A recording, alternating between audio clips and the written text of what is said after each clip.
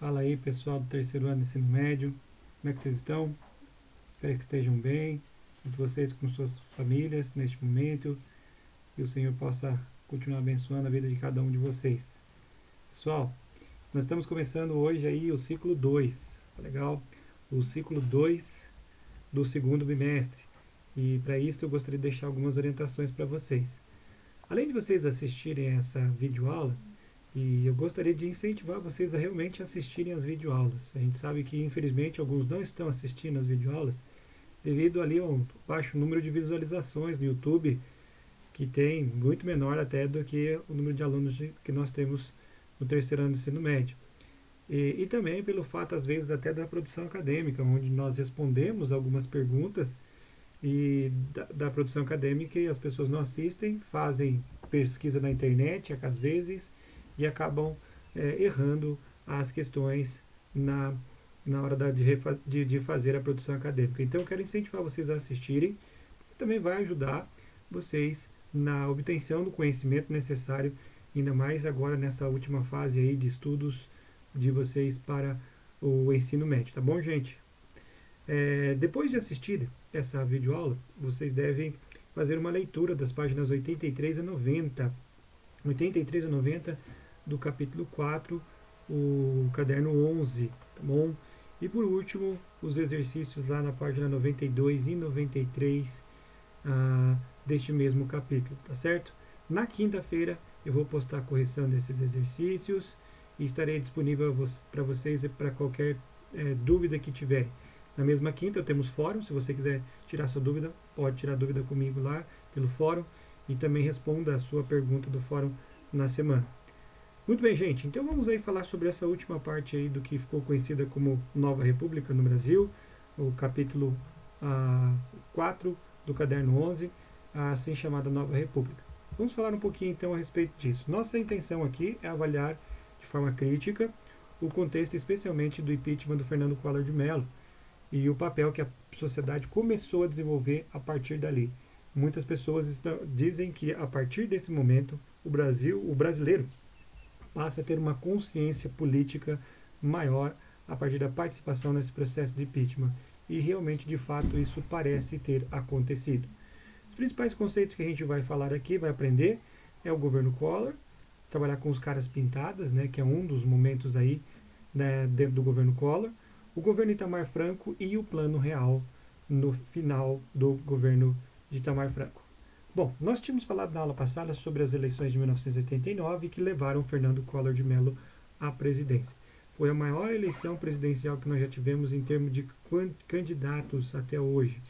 E foi um momento de muita euforia porque seria a primeira eleição direta após o período da ditadura militar. Nesse período, então, nós tivemos uma acirrada disputa entre vários candidatos. Os mais cotados eram o Leonel Brizola e também o Luiz Inácio Lula da Silva, porém, correndo por fora, quem vai vencer a eleição no primeiro turno, no primeiro turno foi Fernando Collor de Mello, indo para o segundo turno com Luiz Inácio Lula da Silva e vencendo no segundo turno a Luiz Inácio Lula da Silva. Né? Então, Fernando Collor de Mello, com a campanha de acabar com os marajás, com aqueles que estavam apenas desfrutando das regalias, de serem funcionários fantasmas, esses então deveriam ser destituídos de seus cargos, diminuir a corrupção, um candidato jovem, tanto ele como sua esposa, muito populares naquele momento, conseguem então arregimentar uma boa quantidade de votos para ser eleito. Então, Fernando Collor de Mello, com essa proposta, ele assume o governo. Né? E ele estava realmente disposto a implementar, deu para ver claramente, políticas aqui no Brasil que fossem voltadas ao que nós chamamos de neoliberalismo. Mas primeiro do que implantar essas políticas, era necessário controlar a inflação que chegava a números assustadores logo no início do seu governo. Para vocês terem ideia, ali que diz para nós essa informação, que quando ele assumiu o país em março de 1990, a inflação chegava à incrível marca de 80% ao mês. Então, algo que é totalmente inimaginável para o que nós conhecemos na atualidade no Brasil, que tem inflação aí na faixa de 5% ao ano, 5 a 6% ao ano. Então, para você ter ideia, 80% ao mês. Era isso que ele teve que enfrentar. E como enfrentar isso, essa inflação? Ele vai fazer o seguinte: no dia seguinte à posse, ele decretou o feriado bancário e anunciou uma das medidas mais radicais que causaram maior controvérsia dentro do seu governo. Ele vai chamar isso de o Brasil Novo, o Plano Brasil Novo, né? E que ficou conhecido, na verdade, como o Plano Collor. E essas medidas para eles seriam medidas tomadas para tentar acabar com a inflação. A responsável por esse plano é essa que está no centro da imagem aí, a ministra Zélia Cardoso, né? Ela foi a responsável inicialmente pelo chamado Plano Collor. E no que consistia uma das partes desse plano? Vocês percebem ali que ela vai tentar colocar em prática esse plano econômico, que faz o seguinte: ele confisca cerca de 2/3 de todo o dinheiro depositado nos bancos, especialmente em poupanças. Pessoas que tinham uma quantidade de dinheiro na poupança, esse dinheiro foi confiscado, as pessoas não podiam retirar, e esse dinheiro foi utilizado para o governo, para que assim eles pudessem investir em diversas áreas e fazer o Brasil crescer, né? Então a ideia era, depois de 18 meses do Brasil ter se desenvolvido e ter feito a economia se desenvolver, seria devolvido esse dinheiro em diversas parcelas. A ideia é essa. Inclusive meu pai foi um que votou no Fernando Collor de Mello e teve alguma parte do dinheiro dele, né, confiscado e recebeu, mas não com a quantidade de juros que deveria. Então é interessante que essa foi uma das medidas mais emblemáticas, mais conhecidas, que é o confisco das poupanças naquela época, e que gerou muita controvérsia, mas muita controvérsia, até porque realmente os recursos não foram utilizados de forma correta, o que nós podemos dizer sábia. Esse plano de estabilização de Collor aí, certamente vai trazer, além da insatisfação popular, traz um pouco de recessão econômica, com queda nas vendas, falência de empresas, as pessoas com medo agora de utilizar seu dinheiro acabam não comprando mais. E aí, com isso, as empresas vão entrando em recessão, acaba havendo demissões de trabalhadores, o poder de compra das pessoas diminui constantemente e com isso o dinheiro para de circular, havendo então a crise. Certo, gente? Em meio a tudo isso, Fernando Collor de Mello vai passar por uma situação terrível. Lá no meio do seu governo, em 1991, no segundo semestre, na verdade, de 1991, ele vai enfrentar um grande problema. O que acontece é o seguinte: numa entrevista, seu irmão, Pedro Collor, ele acaba mostrando alguns dos grandes problemas que haviam relacionado ao governo de Fernando Collor de Mello. Sem ter como controlar a inflação, ele vai realmente ter que lidar com essa situação, que são seríssimas acusações contra ele de Caixa 2. Esse Caixa 2, movimentado especialmente por um tesoureiro de campanha dele, que foi o PC Farias, Paulo César Farias, o que ficou conhecido como esquema PC, né? O Pedro Collor de Mello, irmão do Collor, ele vai denunciar isso em uma entrevista que faz a uma revista. Essa revista seria a revista Veja. Ela vai apresentar as informações, e isso causou um estardalhaço, né? Esse estardalhaço foi muito grande dentro do Brasil naquela época. Eu era ainda novo naquela época, mas lembro muito bem que isso realmente gerou seríssimas repercussões dentro do nosso país. Aí, com essas acusações feitas a ele, ele vai até a televisão e faz pedido ao povo, né? E o pedido que ele faz ao povo é o seguinte: olha, vocês que estão apoiando, eu sei que o povo brasileiro está me apoiando, vocês devem sair às ruas com as cores do Brasil, façam essa campanha por mim. E ao contrário disso, em especial, o movimento liderado por jovens estudantes, eles saem às ruas, mas não com as cores da bandeira brasileira, mas sim de preto.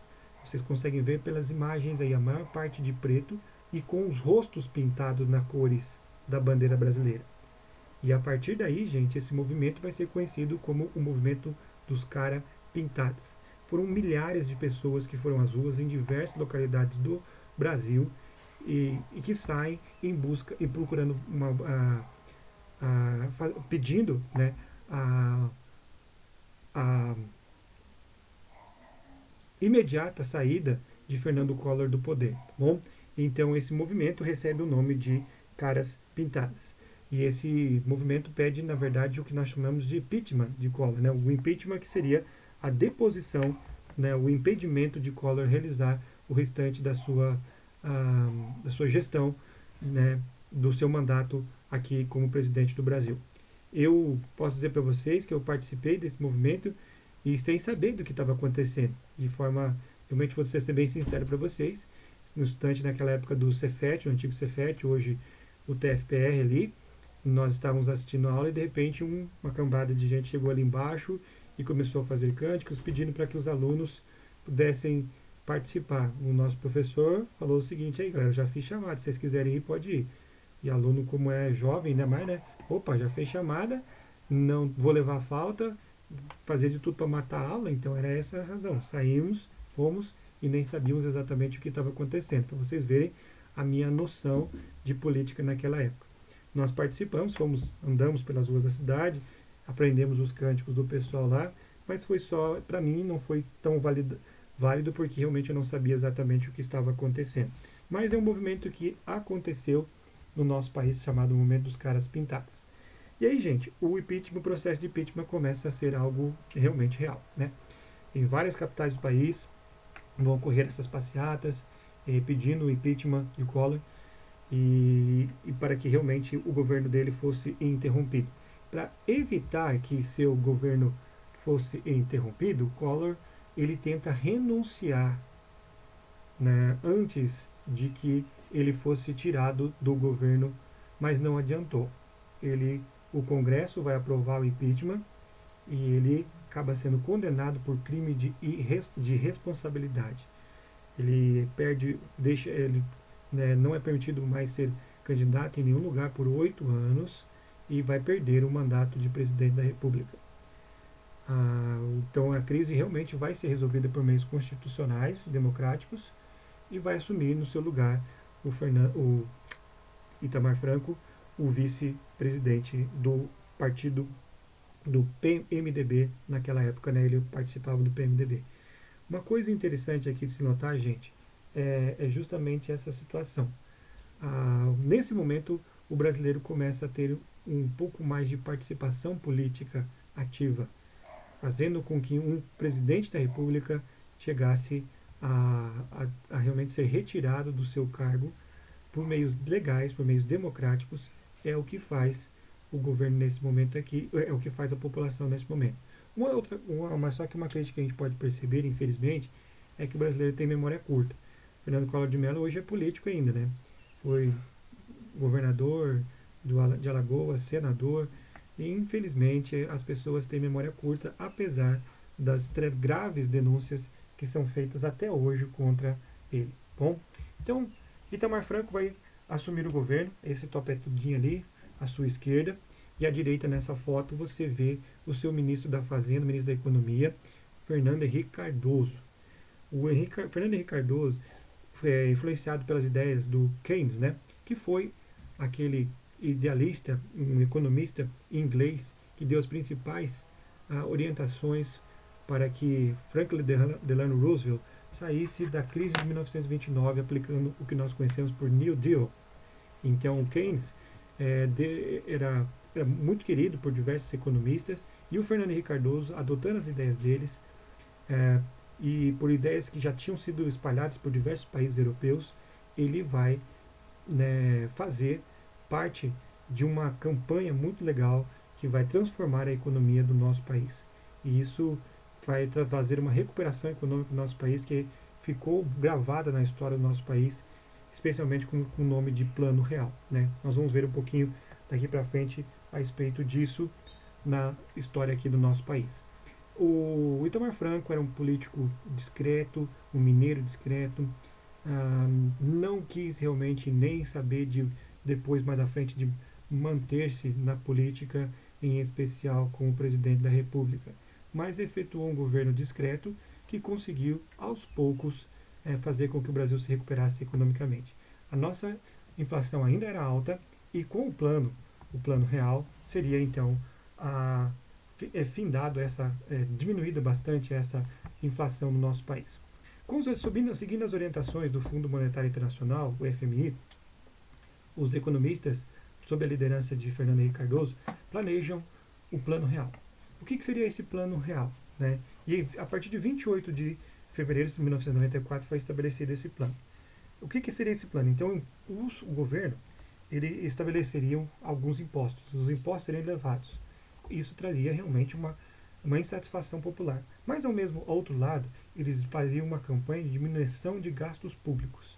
Eles diminuíram consideravelmente os gastos públicos, até com privatizações, mas especialmente cortando gastos públicos, o que é uma das grandes armas, né, que seria uma das grandes armas desse plano chamado Plano Real. Né. Interessante o que ele vai fazer também, ele vai abrir as portas cada vez mais para importações, reduzindo o preço dos impostos desses produtos, fazendo com que essas mercadorias chegassem mais aqui no nosso país e fazendo também com que o preço de outras mercadorias nacionais e as internacionais quase se equiparassem, fazendo que o comércio novamente se ativasse e funcionasse de uma forma bem legal. Com as contas públicas agora em ordem, ele estabelece então uma nova moeda que é chamada o URV, em março de 1994, que é a Unidade Real de Valor, que se equivalia ao dólar. Uma unidade URV era igual a $1. Infelizmente, inicialmente não deu certo. As pessoas, por causa da especulação, não deixaram com que essa moeda realmente ficasse praticamente a mesma coisa e houve uma desvalorização muito grande da moeda. Aí ele vai estabelecer uma nova moeda, que é o real. Aí o Brasil vai encontrar a estabilidade que ele tanto queria. Ele consegue equiparar o dólar ao real por muito tempo, sendo $1 igual a R$1, e o país vai encontrar a estabilidade econômica que tanto queria. A inflação despenca cada vez mais e esse sucesso do Plano Real, né, fez com que Fernando Henrique Cardoso depois se candidatasse à presidência da República, ganhando no primeiro turno, gente. Ele vai se candidatar em candidatos como da eleição anterior, com Luiz Inácio Lula, o Leonel Brizola, e vai ganhar no primeiro turno, sem necessidade de segundo turno. Ele, durante o seu governo, nós vamos estudar mais à frente, vai aprovar também a emenda da reeleição, né? E vai ser reeleito e vai governar o Brasil num segundo mandato também sem a necessidade de segundo turno. Esse foi o único presidente do Brasil que governou por 2 vezes sem a necessidade de segundo turno, 2 eleições, devido ao grande sucesso do Plano Real. E até hoje, gente, é por causa desse plano que nós ainda temos uma moeda um pouco estável. Nos dias atuais estamos sofrendo com bastante desvalorização da nossa moeda, porém a moeda brasileira, o real, é um pouco estável e assim a inflação também tem diminuído e se estabilizado. Então é isso aí, pessoal, espero que vocês tenham entendido. Um grande abraço para vocês e boa semana!